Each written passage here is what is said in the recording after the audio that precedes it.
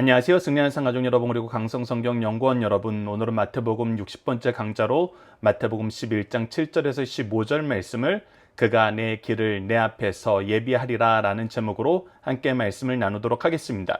승리한 삶은 박유일 목사님의 구속사로 조망한 성경 연속 강해집을 통해서 편집이 되어 있고요. 우리가 지금 함께 나누고 있는 말씀은 마태복음 2권 내용 중에 일부를 가지고 편집이 된 말씀입니다. 여러분들께서 마태복음 내용을 좀 더 체계 있게 보고 싶으신 분들은 마태복음 연속 강해집을 참조해 주시길 부탁드립니다.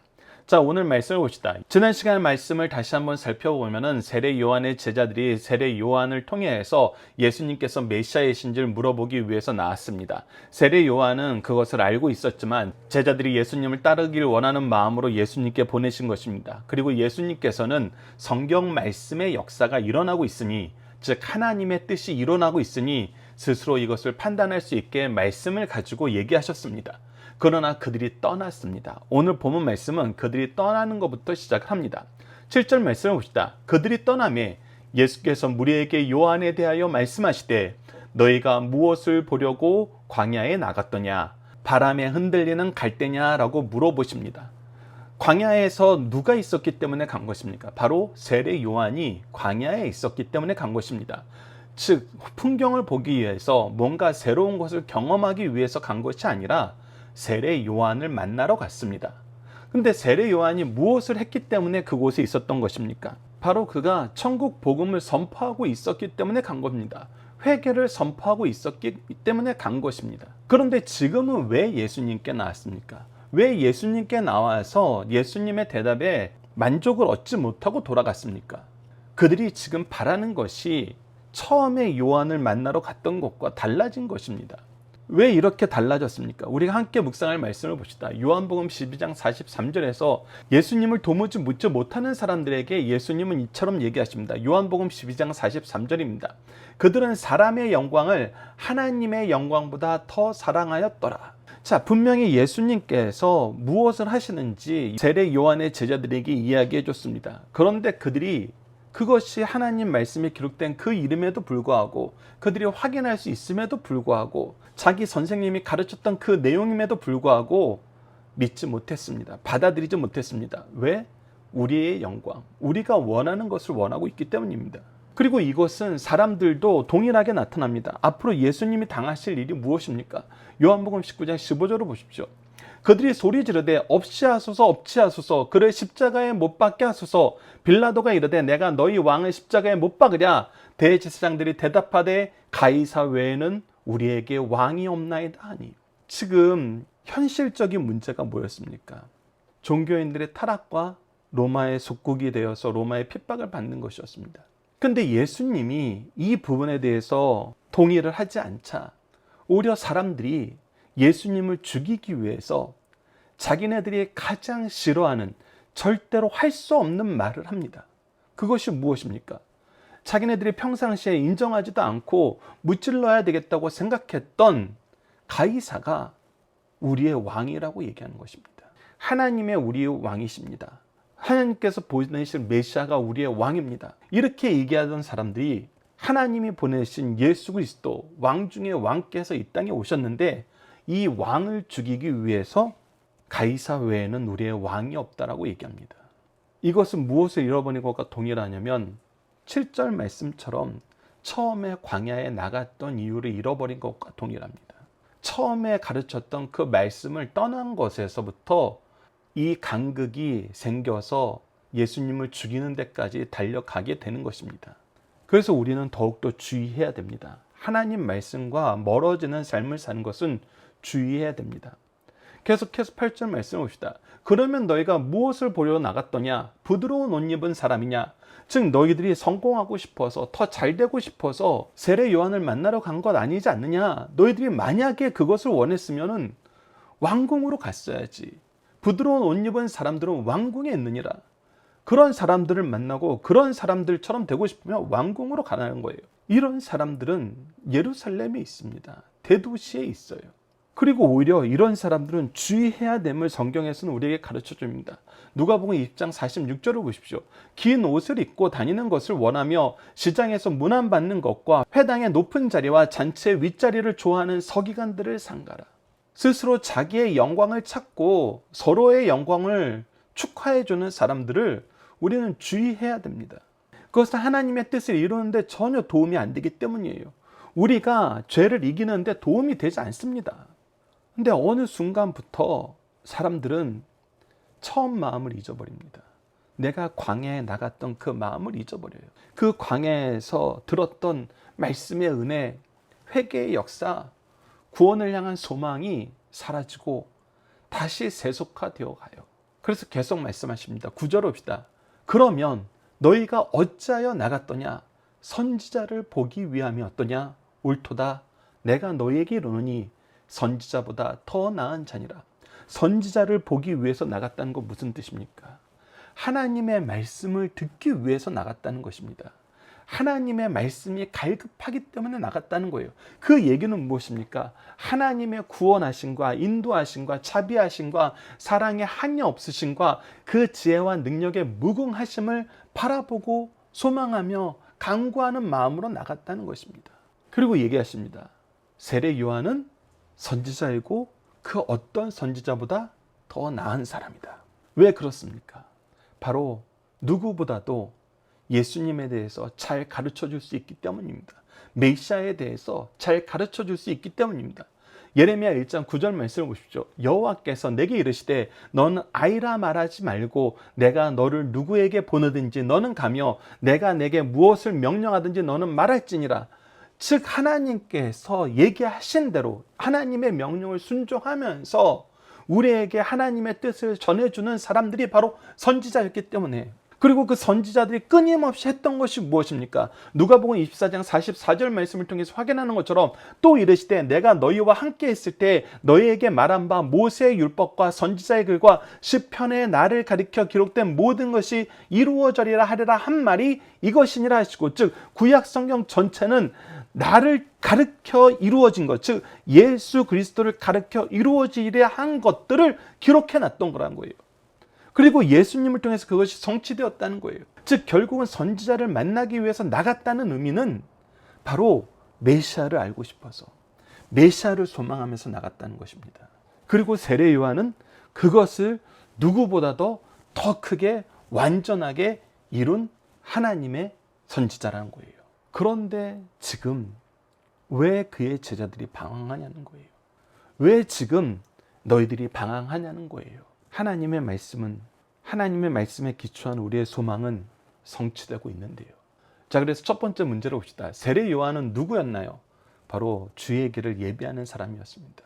하나님의 뜻을 전하고 메시아의 길을 가르쳐주는 사람이었어요. 사람들은 왜 요한을 만나러 광야에 나갔습니까? 바로 하나님 말씀 듣기 위해서, 하나님의 뜻을 알기 위해서, 하나님의 뜻에 순종하기 위해서 나갔던 것입니다. 그래서 그분 앞에 무릎 꿇고 회개의 역사가 일어났던 거예요. 그런데 지금은 어떻게 됐습니까? 그의 제자들이 그것을 따르지 못하고 있습니다. 그것을 기억하지 못하고 있습니다. 우리가 요한복음 10장 43절 말씀에서 봤던 것처럼 하나님의 영광보다 사람의 영광을 더 사랑하게 되어버렸습니다. 잠깐 내 영광을 꺾은 것처럼 생각했으나 교만의 뿌리는, 탐욕의 뿌리는 죽지 않고 살아서 또 우리의 심령을 지배하고 있는 것입니다. 그래서 우리가 날마다 말씀으로, 기도로 되돌아가야 되는 것입니다. 하나님의 말씀으로 우리 삶을 돌아봐야 됩니다. 자, 두 번째 단락을 보도록 하겠습니다. 10절에서 11절입니다.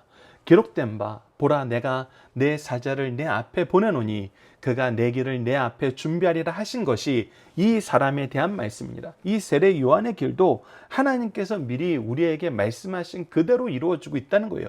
말라기서를 통해서 확인해 봅시다. 말라기 3장 1절입니다. 만군의 여호와가 이르노라 내가 내 사자를 보내리니 그가 내 앞에서 길을 준비할 것이요 또 너희가 구하는 바 주가 갑자기 그의 성전에 임하시리니 곧 너희가 사모하는 바 언약의 사자가 임하실 것입니다. 미리 보내신 선지자를 통해서 예수 그리스도의 길, 왕의 길을 준비하게 하신다는 거예요. 계속해서 말라기 4장 5절에서 6절을 봅시다. 보라, 여호와의 크고 두려운 날이 이르기 전에 내가 선지자 엘리야를 너희에게 보내리니 그가 아버지의 마음을 자녀에게로 돌이키게 하고 자녀의 마음을 그들의 아버지에게로 돌이키게 하리라. 돌이키지 아니하면 두렵건대 내가 와서 저주로 그 땅을 칠까 하노라 하시니라. 즉 우리가 하나님을 만날 수 있도록 인도하고 하나님이 우리를 다시 한번 우리를 향한 하나님의 구원의 뜻을 긍휼하심을 드러낼 수 있도록 준비하는 하나님의 일꾼을 보내신다는 거예요. 그게 바로 누구였다는 것입니까? 바로 이 세례 요한이었다는 거예요. 미리 약속한 그 일꾼이 이 세례 요한이었다는 것입니다. 그래서 11절을 보시죠. 내가 진실로 너에게 말하노니 여자가 낳은 자 중에 세례 요한보다 큰 이는 일어남이 없도다. 자, 분명히 선언해 주십니다. 세례 요한보다 큰 자가 있을 수 없습니다. 왜 그렇습니까? 바로 예수님의 길을 가장 확실하게 분명하게 선언해 주고 알게 해준 사람이거든요. 예수님을 가리켜 보라, 세상 죄를 지고 가는 하나님의 어린 양이다 라고 직접적으로 소개한 선지자는 오직 세례 요한뿐입니다. 하나님의 뜻을 이루자라는 예수님의 말씀에 예수님에게 세례를 주고 삼위일체 하나님의 임재가 일어나는 과정에서 성부 하나님께서 직접 예수님에 대해서 증언하고 사람들이 그 증언을 듣게 하는데 쓰임받고 준비된 일꾼으로 세움받은 것이 바로 이 세례 요한이에요. 앞으로 우리가 말씀을 나눌 많은 부분에서도 세례 요한의 역할은 예수님의 공생의 사역에 계속해서 드러납니다. 예수 그리스도께서 정규 교육을 받지 않았음에도 불구하고 선지자로 인정받을 수 있는 근거가 바로 또 이 세례 요한이었어요.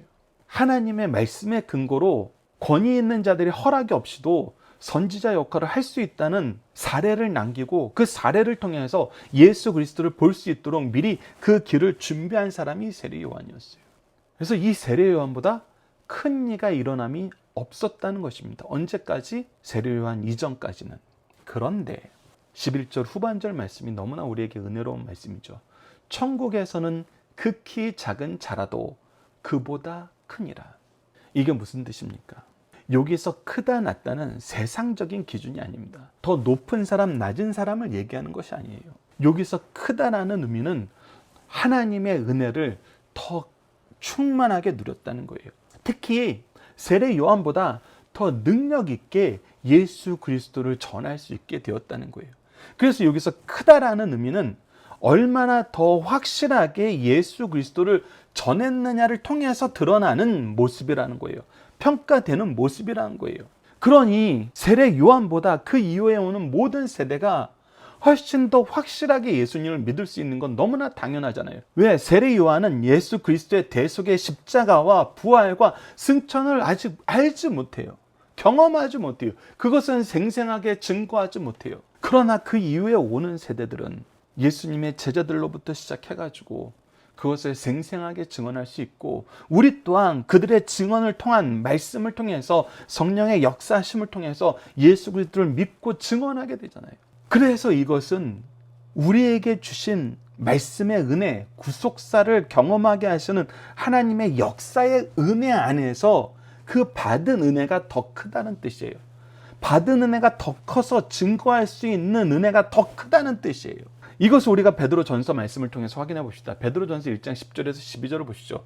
이 구원에 대하여는 즉 예수 그리스도를 통해서 이루어지는 이 대속의 구원의 역사에 대해서는 너희에게 임할 은혜를 예언했던 선지자들이 연구하고 부지런히 살펴서 즉 이것은 지금 너희에게 임한 은혜인데 이것을 예언하던 사람이 있어요. 이것을 미리 가르쳐주던 사람이 있어요. 미리 바라보던 사람들이 있어요.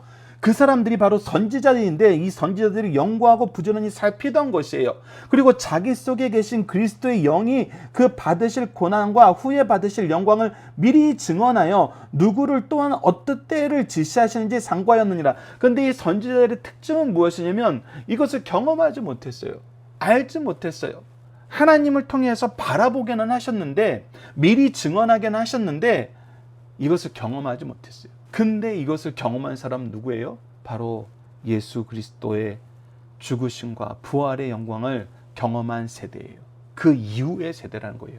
이 섬긴 바가 자기를 위한 것이 아니요 너희를 위한 것이 그리고 여기서 더 놀라운 거는 이 선지자들이 이것을 열심히 연구했던 것이 자신들을 위해서였던 것이 아니라는 거예요. 바로 지금 이 말씀을 나눈 우리를 위해서, 다음 세대를 위한 하나님의 은혜의 통로가 되어서 그들이 이 은혜를 전해주기 위해서 이 말씀을 열심히 상고하였다는 것이에요. 계시로 알게 되었으니 이것은 하늘로부터 보내신 성령을 힘입어 복음을 전하는 자들로 이제 너희에게 알리신 것이죠. 그리고 이제 성령을 통해서 이 복음을 경험한 우리가 너희들에게 이것을 또한 알리고 있다. 즉 선지자들이 우리에게 주었던 말씀의 은혜도 우리를 위한 준비였고, 예수 그리스도를 통해서 이 모든 것이 성취된 걸 본 우리가, 사도들이 이것을 전하는 것도 하나님의 은혜라는 거예요. 성령의 은혜라는 거예요. 성령을 힘입어 하는 거라는 거예요.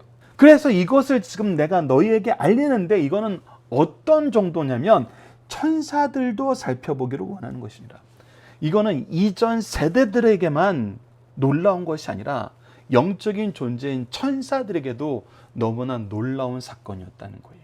그러니 세례 요한이 경험한 이 은혜와 우리가 누리는 이 은혜의 크기의 차이를 너희들이 경히 여기지 말라는 거예요. 이건 너무나 좋은 거라는 거예요. 그리고 이 좋은 것을 우리가 선지자들을 통해서 받아서 너희들에게 계승한 것처럼 너희도 그 다음 세대에게 계승하라는 거예요. 이것은 은혜가 더 풍성해지는 은혜의 시대의 역사를 계승하는 모습이라는 것입니다. 그래서 다음 세대가 될수록 이 은혜가 더욱 커지는 거예요. 자, 이제 두 번째 문제를 보도록 하겠습니다. 세례 요한은 누구를 전하고 누구를 믿게 하는 사명을 받았나요? 바로 예수 그리스도를 전하고 예수 그리스도를 믿게 하는 사명을 받았어요. 그래서 예수 그리스도를 전하고 예수 그리스도를 믿게 하는 이 사명에서 세례 요한보다 더 잘할 수 있는 환경과 내용을, 은혜를 계승한 사람들이 누구냐는 거예요. 바로 우리라는 거예요. 그 이후에 있는 신약의 모든 성도라는 거예요. 그래서 우리가 이것을 더 생생하게, 더 확실하게, 더 분명하게 전할 수 있기 때문에 우리가 세례 요한보다 천국에서는 큰 자라라는 하나님의 평가를 받게 된다는 거예요. 그러나 이것은 우리가 교만하게 되는 평가는 아니에요. 오히려 윗세대는 우리에게 이 축복을 전해주시기 위한 하나님의 은혜의 통로가 되었던, 하나님이 우리를 위한 준비한 하나님의 일꾼들이기 때문에 우리가 그들을 존경하고 사랑해야 되고 겸손해야 되는 건 당연해요. 그러나 우리가 누리게 되는 것, 우리가 전해줄 것은 더 크다는 거예요. 자, 이제 마지막 단락을 보도록 하겠습니다. 12절에서 15절입니다. 세례 요한의 때부터 지금까지 천국은 침노를 당하나니 침노하는 자는 빼앗느니라. 그래서 우리가 천국 운동을 한다는 거, 이것은 끊임없이 우리가 침범하는 거예요.